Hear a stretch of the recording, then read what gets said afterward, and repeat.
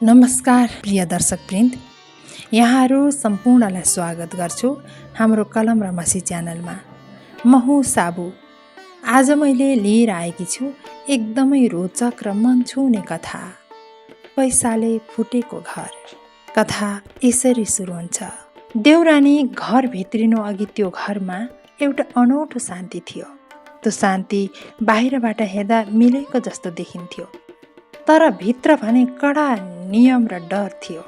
घरकी जेठानी माया बिहान अँध्यारोमै उठ्थिन्, गाई दुहुन्थिन्, बेलुका माझेका भाँडा पखाल्थिन्, अनि चुल्होमा दाउरा बाल्दा मात्र उनलाई लाग्थ्यो आज पनि दिन त्यही पुरानो तरिकाले बित्नेछ। सासूको बानी पुरानै थियो। जहिले पनि छोराहरूको अगाडि अरूका बुहारीहरूले घाँसको भारी ल्याएको देखेर भन्थिन्, उह, पल्ला घरका बुहारीले यत्रो ठुलो घाँसको भारी लिएर आए यति बिहानै।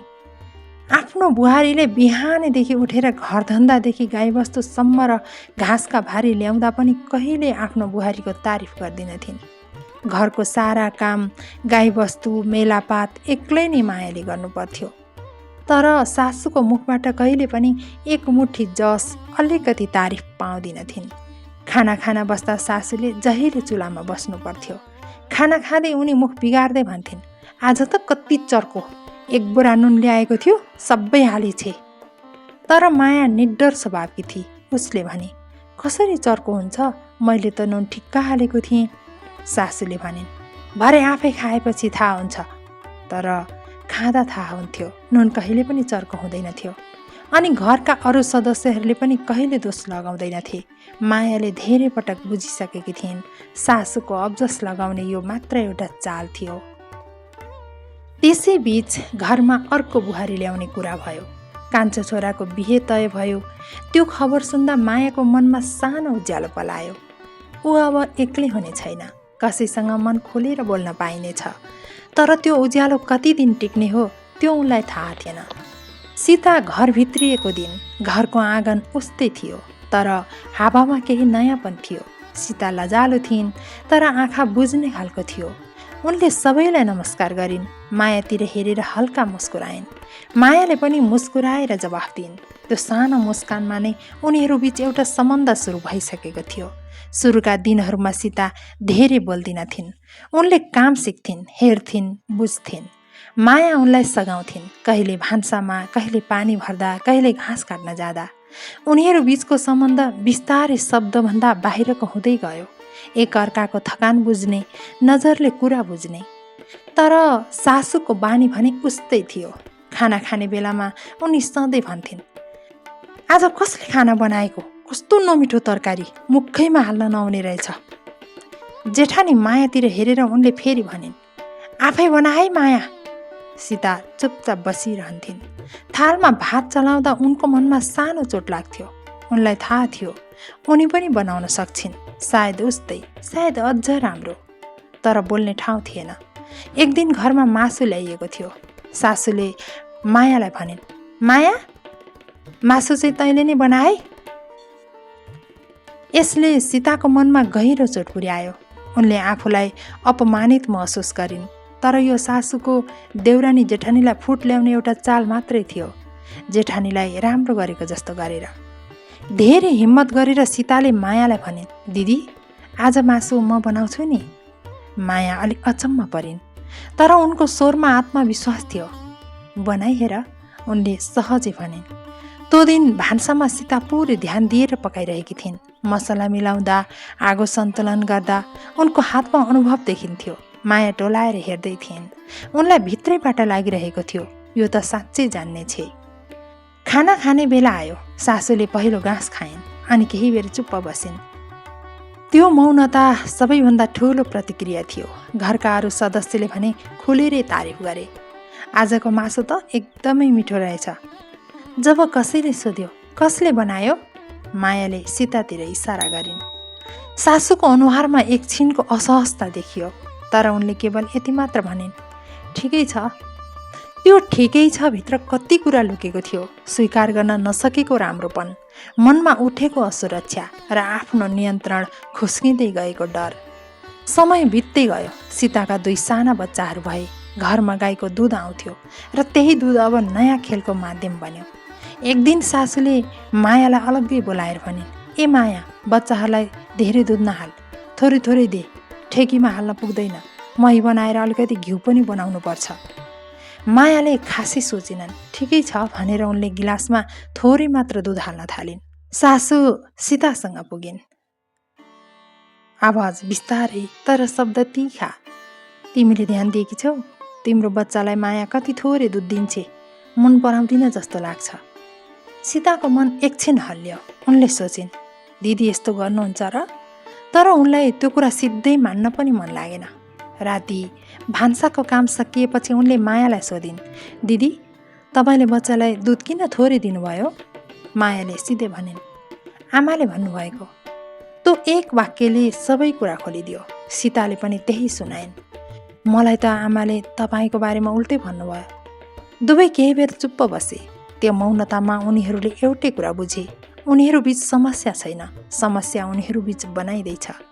त्यसपछि उनीहरूले एउटा सानो निर्णय गरे, तर त्यो निर्णय ठुलो थियो।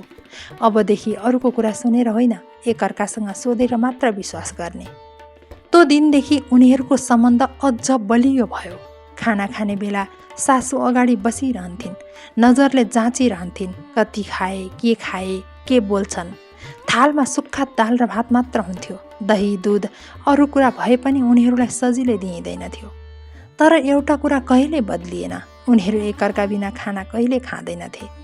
माया कतै काममा गएको बेला सीताले मायालाई पर्खिरहन्थिन् र आएपछि सँगै खान्थे। अनि त्यस्तै सीता पनि कतै गएको बेला मायाले उनलाई पर्खिरहन्थिन्। जब दुवैजना भेला हुन्थे अनि मात्र खाना खान्थे। त्यो सानो व्यवहारमा उनीहरूको सबैभन्दा ठुलो सम्बन्ध लुकेको थियो। बाहिर गाउँमा भने अर्कै कुरा चल्थ्यो। यी दुई बुहारीहरू त दिदी बहिनी जस्तै छन्। उनीहरू मुस्कुराउँथे, तर भित्रभित्र थाहा थियो यो मिलन जोगाउन कति प्रयास भइरहेको छ। घरभित्र भने अर्को सोच पलाइरहेको थियो। सासको मन शान्त थिएन। उनी बारम्बार सोचिरहेकी हुन्थिन्, किन फुट्दैनन् यी दुईजना? केही समयपछि सीताका श्रीमान विदेशिए। परदेशमा उनको कमाई राम्रो हुन थाल्यो।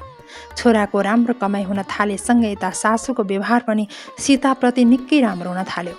मायाका श्रीमान घरमै थिए। सबै दाजुभाइ परदेश भइसकेपछि बुढा भइसकेका बाबुआमालाई उनी एक्लै छोडेर जान चाहँदैनथे। अरू दाजुभाइलाई पनि दाजु घरमा बसिदिँदा आफ्नो छोराछोरी, आफ्नो परिवारको सुरक्षा र बाबुआमाको जिम्मेवारी पनि बेहोर्ने हुँदा उनीहरू पनि नआउनु, तपाईँ त्यहीँ बस्नु, हामी सबैले कमाएको पछि बराबर भाग लगाउने भन्ने गर्थे। तर कमाउने छोरा बुहारी र नकमाउने छोरा बुहारीको बीचको खाडल अब बिस्तारै गहिरिएर जान थालेको थियो। केही महिना बितेपछि एक दिन बिहानै सीताका श्रीमानको फोन आयो। उनले आमालाई भने, आमा, तपाईँको लागि मैले केही पैसा पठाइदिएको छु। यो फोन कलपछि त्यो दिन घरको माहौल नै फरक भयो। सासूको अनुहारमा चमक थियो, आवाजमा नरमपन। अब सासूको कान्छी बुहारी सीताप्रतिको व्यवहारहरू बिस्तारै बदलिन थाल्यो। सीतालाई बोलाएर भनिन्, ए सीता, थाकिस् होला, यहाँ मसँग आएर बस, काम त मायाले गरिहाल्छ नि, छोड्दैन त्यसलाई। सीता छक्क परिन्। यो त्यही आवाज थिएन जुन उनी सधैँ सुन्दै आएकी थिइन्। माया टोलाएर हेरिरहन्। त्यो दिनदेखि सानो सानो कुरा बदलिँदै गयो। खाना खाने बेला सासूले भनिन्, सीता, तँ पनि खाना खाना बस। सीताले भनिन्, दाजु आउनु भएको छैन। सासूले भनिन्, राखिँदैन पस्केर, अहिले आउँछ खान्छ, उसलाई किन रुँगिराख्नु पर्यो, आइज मसँगै खाना बस। सीताको थालमा दुध दही थपिन थाल्यो। बच्चाहरूलाई गिलासभरि दुध दिन थाल्यो। सासू आफै काखमा लिएर खेलाउन थालिन् र त्यो देख्दा मायाको मनभित्र केही खस्न थाल्यो, बिस्तारै तर गहिरो। पहिले जसरी सासूले मायाको तारिफ गर्थिन् त्यो बन्द भयो। बरु अब शब्द उल्टिन थाले। यति काम गर्ने पनि ढङ्ग छैन। सासूले एक दिन भान्सामा मायाले बनाएको खानालाई दोष लगाएर रिसाउँदै भनिन्, कति नमिठो खाना, मन लगाएर बनाए पो मिठो हुन्छ। माया एकछिन स्तब्ध भइन्। त्यो खाना त उनले जति सक्दो मन लगाएरै बनाएकी थिइन्, तर उनले केही भनेनन्। उनको भित्री मनमा भने आवाज आयो, के बदलियो, म त उस्तै छु।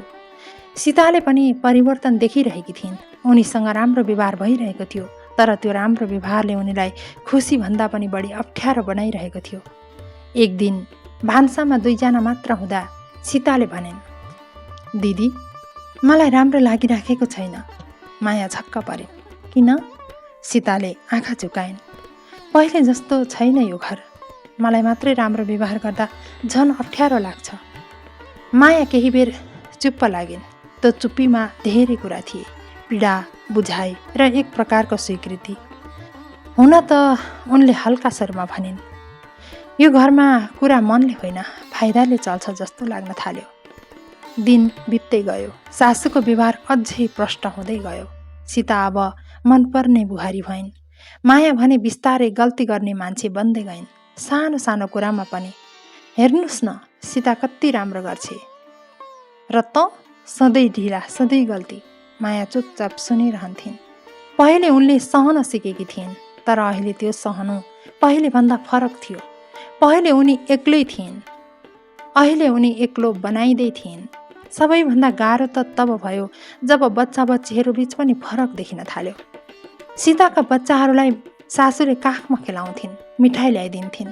मायाको बच्चा छेउैमा उभिएर हेरिरहेको थियो। उसले आमालाई भन्यो, आमा, मलाई पनि अलिकति मिठाई दिनुहोस् न। हजुरआमाले भनिन्, छैन, सानो भाइ बहिनीको लागि अलिकति ल्याइदिएको थिएँ, जे पनि उसलाई चाहिने, जान तेरी आमासँग गएर माग। एक दिन त्यो सानो बच्चाले सोध्यो, आमा, हजुरआमाले मलाई किन काखमा लिनुहुन्न? मायाको मन भाँचियो। उनले हाँस्ने प्रयास गरिन्। लिनुहुन्छ नि पछि। तर उनको आवाज नै काँपिरहेको थियो। सीताले त्यो सबै देखिरहेकी थिइन्। उनको मनमा अपराध बोध बढ्दै गइरहेको थियो। एक दिन उनले सासूलाई भनिन्, आमा, दिदीलाई पनि अलिक। सासूले बीचमै काटिन्, त बीचमा नपर, त आफ्नो काम गर। त्यो शब्दमा पुरानै कडापन फर्किएको थियो। सीता चुप्प लागिन्। राति आँगनमा दुईजना बसिरहेका थिए। दिदी, सीताले बिस्तारै भनिन्, मलाई लाग्छ म भएर तपाईँलाई गाह्रो भयो। माया तुरुन्तै फर्किन्। त्यस्तो कुरा नगर। तर सबै कुरा बदलियो। माया केही बेर आकाशतिर हेरिन् अनि बिस्तारै भनिन्, बदलिएको हामी होइनौँ, हामीलाई हेर्ने आँखा बदलिएको हो। तर त्यो बुझाइले अवस्था बदलिन सकेन। दिनदिनै सानो सानो चोटहरू थपिँदै गए। बोलाइ, व्यवहार, नजर सबैमा फरक।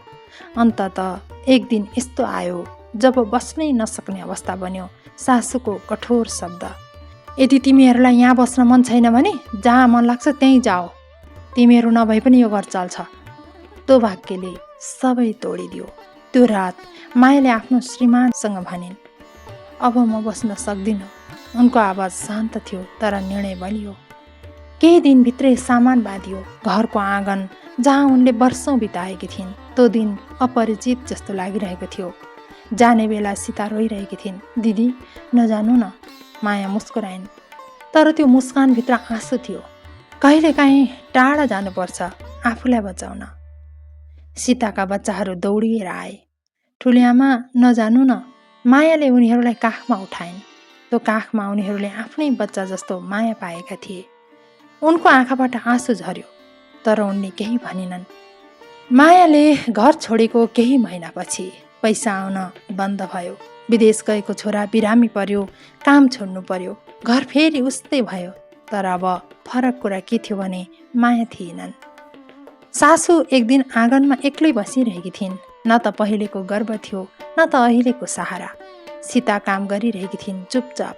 अब सासूको स्वर फेरि बदलिन खोज्थ्यो, तर ढिलो भइसकेको थियो।